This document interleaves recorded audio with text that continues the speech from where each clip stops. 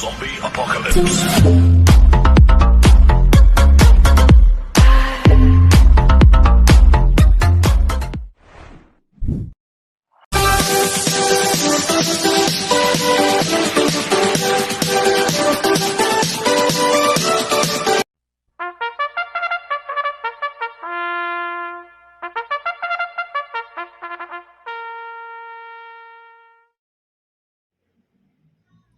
Magandang araw po mga bayang karerista. Ngayon po yung araw ng Sabado, August 29, 2026. Karera po ng Philippine Jockey Club, Padre Garcia, Batangas. Meron po tayong 7 karera sa araw na ito. Nandito naman po yung lingkod, Rankin Master Wangbu, aka Elo Atubudoy, para magbigay ng giya at analysis sa inyo mga bayang karerista. Mga bayang karerista, start po ng karera natin ay 3 p.m. Kaya bago po ako magsimula magbigay ng giya at analysis, huwag pong kalimutan subscribe, like, and share YouTube channel ko po. At syempre, huwag din pong kalimutan i-click yung notification bell ko para updated po kayo sa mga bagong video ko. Kaya mag-start na po ako sa pagbibigay ng giya at analysis. Race 1, winner take all event, races 1 to 7.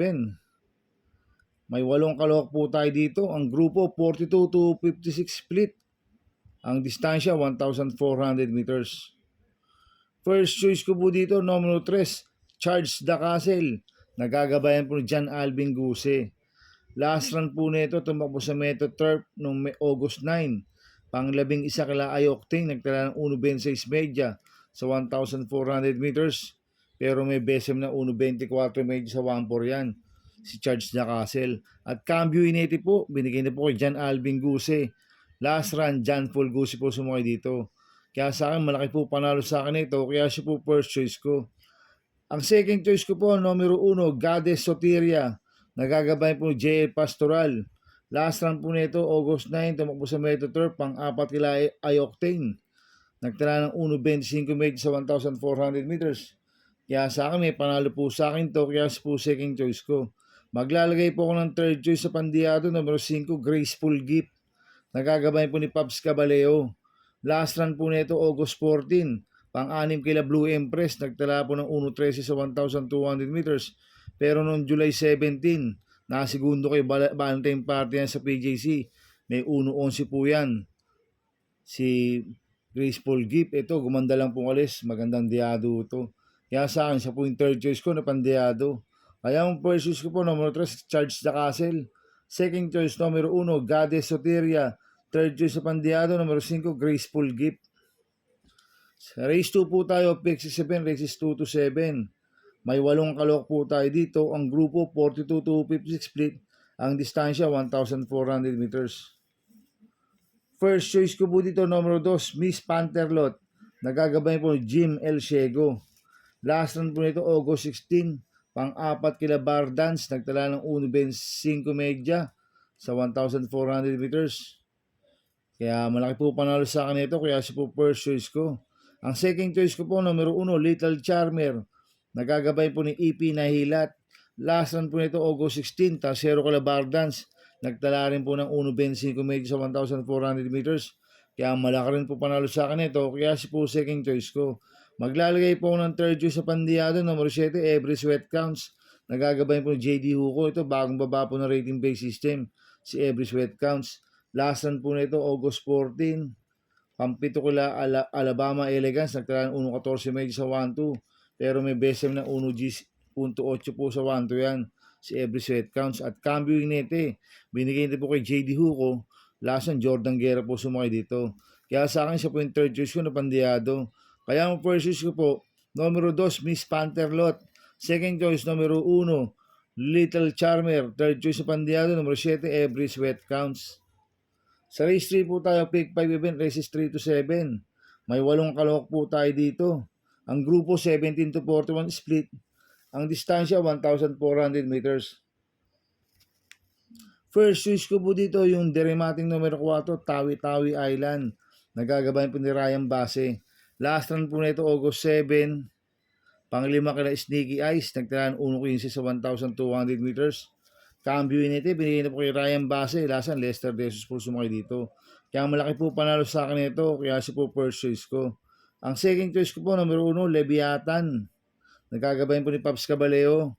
Last run po nito, August 23, segundo kay Atlex sa Metoturf. Nagtala ng 1.29 may sa 1.4. Pero nung August 15, nanalo po sa PJC yan. Nagtala ng 1.21.6 sa 1,300 meters. Tingin ko dito po magaling yan sa PJC, si Leviathan. Kaya malaki rin po panalo sa akin ito. Kaya si po second choice ko. Kaya ang first choice po, numero 4, Tawi-Tawi Island. Second choice, numero 1, Leviathan. Sa race 4 po tayo, Big 4 event, races 4 to 7. May 8 kalok po tayo dito, but 7 betting in option. Ang grupo, 42 to 56 split. Ang distansya, 1,400 meters. First choice ko po dito, yung deremating numero 1. Isla, Puting Bato, nagagabayan po JT Pabilik. Last run po nito, tumakbo sa Metoturf noong August 22. Panglima kila Mission Accomplished, nagtala ng 1.27 medyo sa 1.4. Kaya malaki po panalo sa akin ito, kaya siya po first choice ko. Ang second choice ko po, numero 6, Ashes to Ashes. Nagagabayan po ni CP Enson. Ito, last run tumakbo sa Metoturf noong August 23. Pang-siyam kila Super Pinay. Nagtala po ng 1.29 medya sa 1,400 meters. Hindi po siya nauna kay Dorian last run, si Ashes to Ashes. Sa PJC, nanalo po yan ha. May preba ng 1.13 medya po yan, si Ashes to Ashes.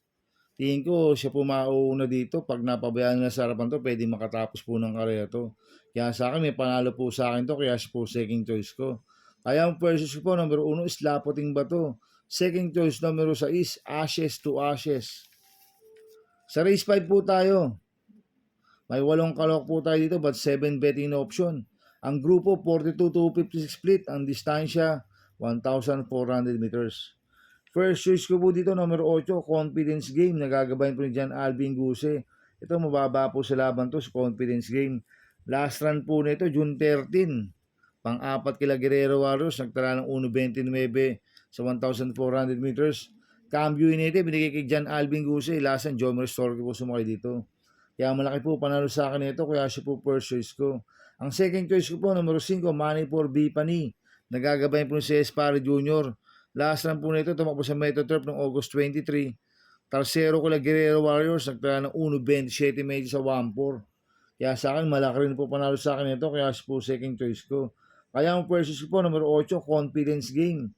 Second choice, numero 5, Money for Bipani. Sa race 6 po tayo sa penultimate race.